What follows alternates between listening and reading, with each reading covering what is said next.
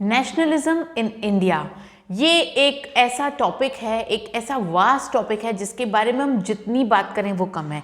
हमने इस टॉपिक को अभी नहीं पढ़ा, ये जो टॉपिक स्टार्ट हुआ है इसके अंदर जितने सब टॉपिक्स हैं ये हम जब से एसएसटी स्टार्ट हुआ है, यू कैन से दैट कि हम तब से पढ़ते हैं। महात्मा गांधी ने जितने स्ट्रगल्स, जितने कोऑपरेशन नॉन कोऑपरेशन मूवमेंट बोली, जितने भी मूवमेंट्स उन्होंने स्टार्ट किए, हम उस सारे टॉपिक्स के बारे में, हम सारे मूवमेंट्स के बारे में, सारे स्ट्रगल्स के बारे में, हर वो चीज़ के बारे में बात करेंगे जिसने नेशनलिज्म की फीलिंग इस इंडिया में लाई। तो पहले बात करते हैं कि ये फीलिंग होती क्या है। ये फीलिंग साथ काम करने वालों के बीच में एक मित्रता, एक परस्पर विश्वास की भावना वाली फीलिंग होती है जो शेयर होती है उन सबके बीच में, among the culture, among the language, among the people, different people. तो ये वाली जो फीलिंग है नेशनलिज्म की फीलिंग, वो बहुत ही ईजिली यूरोप में पाई गई, फेयरली यूरोप में पाई गई, क्योंकि वहाँ पे जो डिफरेंट रीजन ऑफ यूरोप थे वो किस पे बेस्ड थे, कल्चर, लैंग्वेज और उसके डिफरेंट डाइवर्सिफाइड पीपल्स के ऊपर। तो यहाँ पे ये अगर हम बात करें, अगर हम वापस आते हैं बात करते हुए नेशनलिज्म इन इंडिया की, तो नेशनलिज्म इन इंडिया की ये वाली फीलिंग कहाँ से स्टार्ट होती है। यहाँ पे बहुत सारे लोग हैं, डाइवर्सिफाइड पीपल हैं, डाइवर्सिफाइड हमारी बोलते ही है India unity in a diversity, ये ऐसा बोलते ही हैं हम लोग। और फिर ये diversity in terms of language आती है, क्लोथ्स आती है, कल्चरल प्रैक्टिसेस आती है। तो ये वाली फीलिंग ने जड़ें पकड़ी कैसे, ठीक है, इस पे बात करते हैं। तो अब हम बात करेंगे, स्टार्ट करते हैं रिवॉल्ट ऑफ 1857।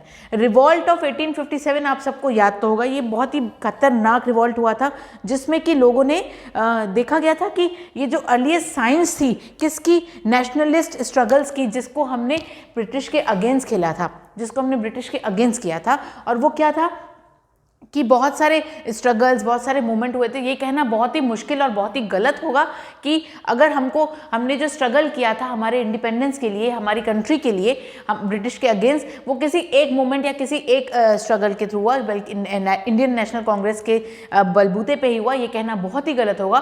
क्योंकि यहाँ पे बहुत सारे मूवमेंट्स हुए, बहुत सारे स्ट्रगल्स हुए, बहुत सारी फाइट्स हुई, बहुत सारे लीडर्स ने इसको क्या किया, मतलब कि परफेक्टली डन किया, इसको सही कर पाए, सही तरीके से कर पाए, इसका मतलब कामयाब कर पाए। और उनका ये रीज़न यही है कि यहाँ पे बहुत सारे लोगों ने एकजुट मिल करके अपने ये बर्थ दिया उस फीलिंग को जो कि है नेशनलिज्म। इस फीलिंग को उन सारे इंडियंस, उन सारे लोगों के अंदर इस फीलिंग को पैदा कर पाए। इन सबके स्ट्रगल के थ्रू ही ये पॉसिबल हो पाया है। तो ये कहना बहुत ही गलत होगा कि किसी एक की क्या है रीज़न की वजह से हुआ है। तो यहाँ पे जो इंडियन नेशनलिस्ट थे, जिसका इंडियन नेशनल कांग्रेस के जो फॉर्म हुआ था 1885 में, जो फॉर्म हुआ था 1885 में with the help of Allan Octavian हमें इनके थ्रू जो हुआ था, और यही कहलाते हैं one of the founder of this, he is one of the founder of this Indian National Congress, ठीक है। तो ये हुआ था 1885 में, और इससे पहले हुआ था रिवॉल्ट स्टार्ट 1857 में, और उसके बाद इतने स्ट्रगल के बाद आखिरकार हमको हमारी कंट्री को इंडिपेंडेंस मिल ही गई, जो कि हुई थी 1947 में। मतलब 1857 से जितना स्ट्रगल हुआ था टिल 1947 में जाकर के हमको इतनी मेहनत के बाद मिली है हमको हमारे देश की आज़ादी। हम हुए थे आज़ाद ब्रिटिशर्स से, ठीक है। तो ये पूरा हुआ। अब इसमें ये अकेले नहीं हो सकता, ये नेशनलिज्म की फीलिंग के बिना हो ही नहीं सकता। तो ये हुआ था यहाँ पे क्या, शुरुआत कुछ इस तरह से हुई थी। अब हम बात करेंगे खिलाफत मूवमेंट की और फर्स्ट वर्ल्ड वॉर की और नॉन कोऑपरेशन मूवमेंट की, जो बहुत ही बेहतरीन तरीके से एक्सप्लेन किया गया है इस पार्ट में। तो ये हुआ था 1914 में, one of the most noted अकरेंसेज in the history of the first world in the history of the Indian nationalism, and that was the first World war. तो ये इस वॉर में मतलब कि कितने लोगों का, कितने पावर्स का इंक्लूजन हुआ था, कितने लोगों ने मिल के इसको क्या किया था, रिजल्ट लेके आया था। It was the result of power, it was the result of power struggle between the allied parts and the central parts. अब allied parts included what which countries? Great Britain, Italy, USA, Japan, Romania and Russia, and the central power includes like Ottoman Empire, Austria-Hungary, Germania and Bulgaria. तो ये सब ने मिल करके इसमें part लिया था। और इसके बाद अगर मैं बोलूँ कि इंडिया की बात करें कि इंडिया का इसका क्या रोल है, तो इंडिया का इसमें डायरेक्टली कोई एक्चुअली रोल था नहीं, लेकिन फिर भी यहाँ पे पता नहीं कितने hundreds of soldiers were shipped off for to fight for the British. तो यहाँ पे ऐसा हुआ था। और उसके बाद फिर हुआ क्या, धीरे धीरे ये फाइट बढ़ती गई and we have just faced a lot of problems, a lot of like what should I say, the drain of the resources in terms of the soldiers and money as well. We have faced a lot of things during this war, and this was the totally result in economic and socio-political situation। ठीक है, ये सब आई थी। और उसके बाद फिर ये बहुत डिससेटिस्फैक्शन था अक्रॉस द होल कंट्री, इसका बहुत ज़्यादा इफेक्ट पड़ा था पूरी कंट्री में, even though we are not included directly in this world war. और उसके बाद हुआ क्या था कि इसके ये आने से एक ये रीज़न था, ये एक सही अच्छी बात हुई कि इसके बाद ये हमारे पूरी कंट्री के पीपल के अंदर एक जो फीलिंग ऑफ नेशनलिज्म है ना, उसको स्ट्रेंथन कर गई।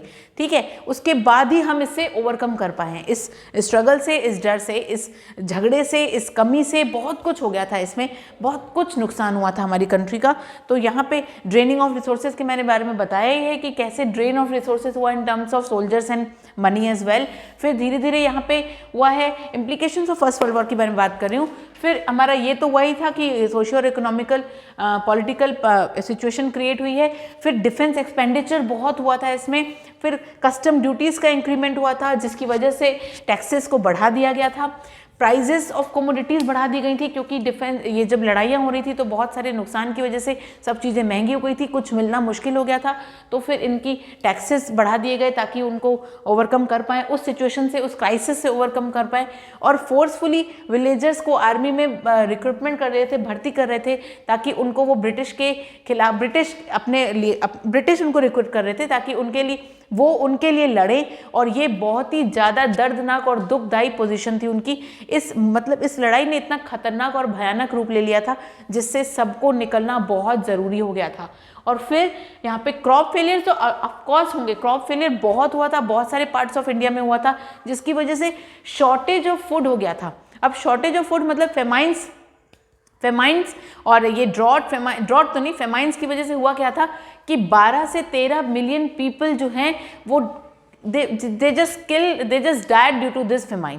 तो ये बहुत बड़ा नुकसान था।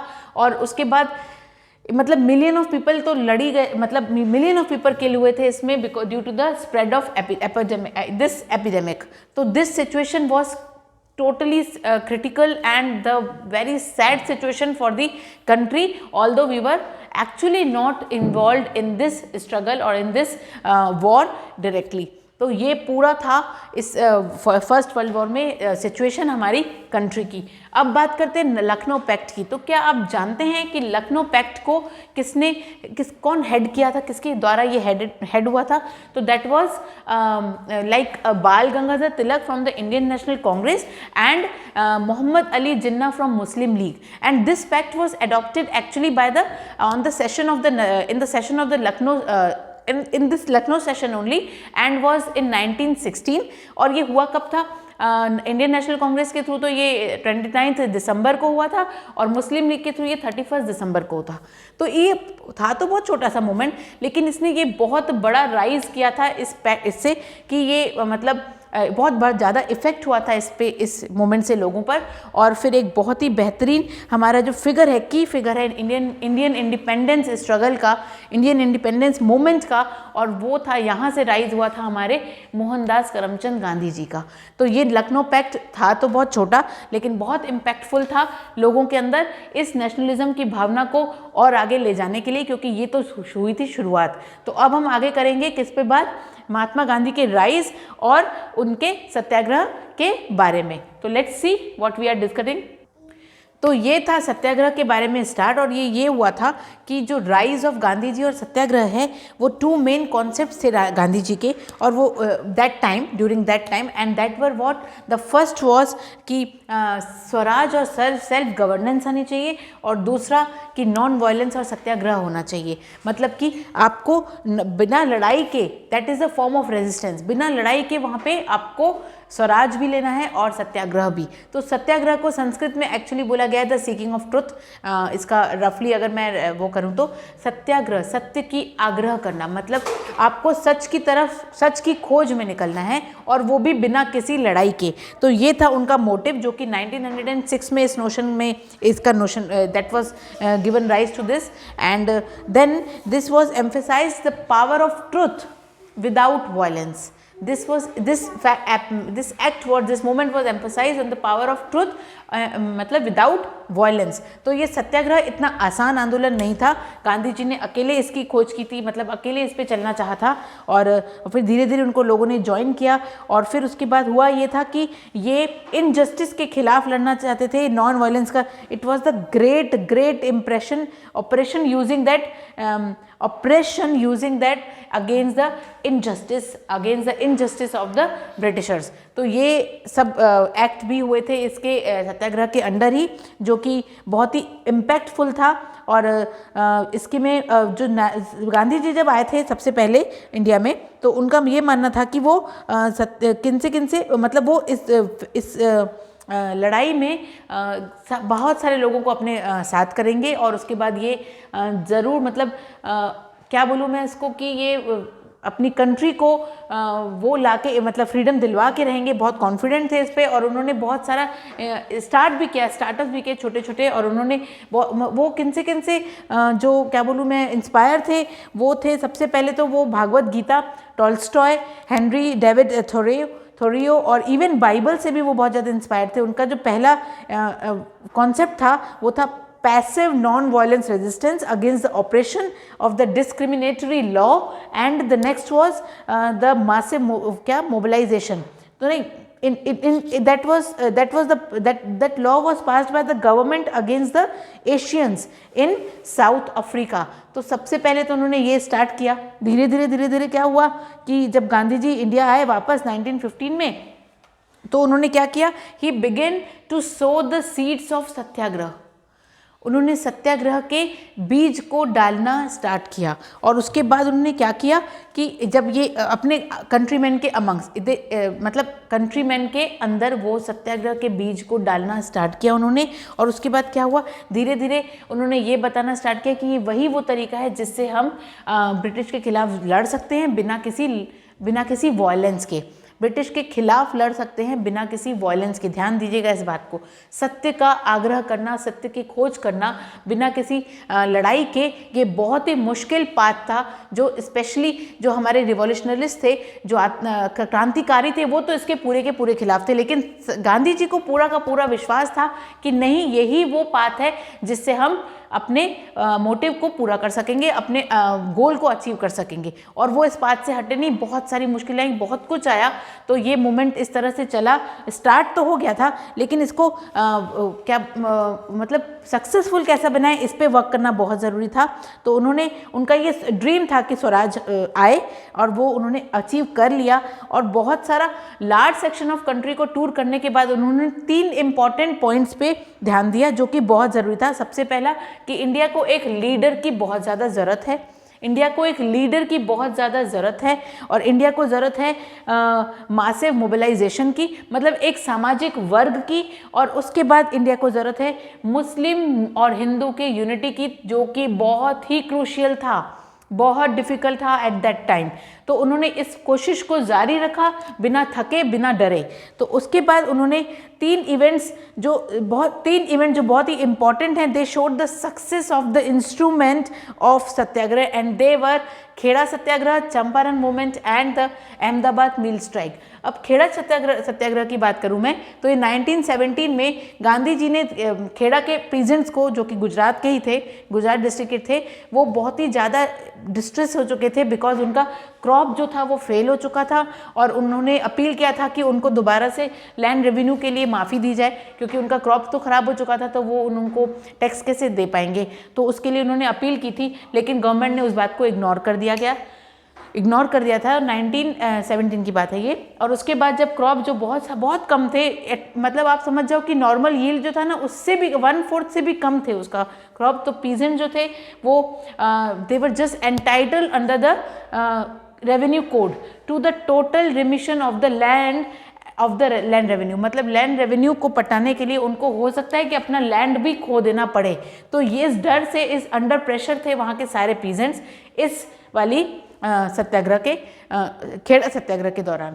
तो गांधी जी ने इसके लिए भी बहुत ज़्यादा वर्क किया, इनके लिए उन्होंने लड़ा, और ये था एक one of the movement. Champaran movement भी था जो 1917 में हुआ था। चंपारण मूवमेंट में क्या हुआ था कि वहाँ के जो लोग थे वो इस मूवमेंट में बहुत अच्छे से पार्ट लिए थे। चंपारण मूवमेंट में बहुत सारे लोगों ने पार्ट लिया था, और उन्होंने, ये हुआ था एक्चुअली 1917 में, जो कि गांधी जी ने जो बिहार में हुआ था। गांधी जी ने अपील की थी 1916 में कांग्रेस में लखनऊ में जाकर के, और उन्होंने देखा था कि वहाँ पे पीजेंट्स ऑफ चंपारण के पीजेंट्स की बहुत ज़्यादा बुरी हालत थी, और उन्होंने ज़मींदार जो थे उनको लड़ाई झगड़ा किया था, उनको मारपीट करी थी, उनके हैवी टैक्सेस हो गए थे उनके ऊपर, और उन्होंने लोन्स उनके ऊपर बहुत हो गए थे। तो ये पीजेंट जो थे वो बहुत ही ज़्यादा बर्डन हो गए थे, और वो इन सबसे निजात पाना चाहते थे। तो हुआ ये था, निजात पाना चाहते थे तो उसके लिए उनको लड़ना पड़ेगा, और लड़ने में उन्होंने गांधी जी ने उनके इस लड़ाई में बहुत बड़ा इम्पॉर्टेंट रोल प्ले किया था। उन्होंने डिमांड किया था कि हमको पूरा अटेंशन चाहिए अभी, मतलब इमीडिएट अटेंशन चाहिए हमारी इस स्थिति में, क्योंकि ये स्थिति बहुत ज़्यादा बिगड़ते जा रही थी। और ऑफ कोर्स कि जब भी हम किसी मूवमेंट पे जाते हैं, जब भी हम किसी रास्ते पर चलते हैं, एक सही रास्ते पर चलते हैं, तो उसमें बहुत सारी डिफ़िकल्टीज आती ही आती हैं, लेकिन कोई डरा नहीं, कोई हिला नहीं। और फिर गांधी जी ने ये स्टेप लिया था, इस सीन में स्टेप लिया था, बहुत ही इफेक्टिव स्टेप लिया था, और बहुत ही इफेक्टिव चेंज लाया था उन्होंने। और वो था पूरा का पूरा पीजेंट्स के फेवर में, पूरा का पूरा जो उनका जो स्टेप था वो पीजेंट्स के फेवर में था। एंड इट वाज मतलब drastically change it has drastically change the situation of that peasants which were just belongs to the Champaran in Bihar. तो ये था 1917 में मूवमेंट, जो कि इसी के अंडर आया था, सत्याग्रह मूवमेंट के अंदर। फिर हम बात करते हैं कि यहाँ पे है आपका Ahmedabad mill strike. Ahmedabad mill strike को यहाँ पे इस स्ट्राइक में भी किसका इंपॉर्टेंट रोल था? There was a dispute between the workers and the owners over the increase of wages. बहुत बड़ा डिस्प्यूट हो गया था ओनर्स में और जो वहाँ के काम करने वाले लोग थे एम्प्लॉयज़ में, कि उनको उनकी मुँह मांगी तो नहीं बोल सकते, पर हाँ जितना वो लोग काम करते थे उस हिसाब से उनको उनका वेजेस नहीं मिलता था। तो इस पे उन्होंने स्ट्राइक की थी। ये एक हंगर स्ट्राइक था, भूख हड़ताल थी ये, और जो 1918 में गुजरात में हुई थी। तो नॉन वायलेंस था, ऑफ कोर्स भूख हड़ताल में ये लोग वायलेंस नहीं करेंगे, तो नॉन वायलेंस था ये पूरा का पूरा। और वो चाहते थे कि हमको हमको कंटिन्यूस बोनस मिलना चाहिए। अगर हमारे कंटिन्यूस काम बढ़ रहा है, अगर हमारा टाइमिंग बढ़ रहा है काम का, तो हमको पूरा बोनस मिलना चाहिए। और ये उनके हक की लड़ाई थी, जो कि उनको जीतनी तो थी ही। तो ये हक की लड़ाई थी और सही लड़ाई थी। तो ऑफकोर्स महात्मा गांधी जी तो उनके साइड ही थे, क्योंकि वो थे ही इस तरह से। तो उन्होंने लीडर्स कौन कौन से? अनुसुईया बेन साराभाई लीडर्स थे इस मूवमेंट के, और गांधी जी खुद इस मूवमेंट के लीडर थे। और कॉन्सिक्वेंसेस ये हुए इस मूवमेंट का कि वो सक्सेसफुल हुआ। ठीक है, तो ये है सारे के सारे पॉइंट्स जो कि हम सत्याग्रह में डिस्कस किए हैं। तो ये था। अब हम बात करें कि सत्याग्रह हो गया हमारा, फर्स्ट वर्ल्ड वॉर हो गया हमारा। ठीक है, तो ये सब टॉपिक्स जो हमने इंपॉर्टेंट रोल प्ले किए थे महात्मा गांधी जी ने इन सारे मोमेंट्स पे, वो भी बहुत ही बढ़िया मोमेंट्स पे उन्होंने अपना जो है बहुत इंपॉर्टेंट रोल प्ले किया था, जो हमने देखा। And then we will go for the Rowlatt Act in which was just in 1919 and that will be discussed in my second part. Be there, stay tuned, और बिल्कुल भी कोई भी पार्ट आप मिस मत करिएगा। सारे के सारे पार्ट 1 बाय 1 आते रहेंगे और आपको एक एक मोमेंट के बारे में हम बताते रहेंगे। Thank you so much. मिलते हैं हम जस्ट इसके सेकेंड पार्ट में, जिसपे हम डिस्कस करेंगे 2-3 और points of this chapter. Thank you.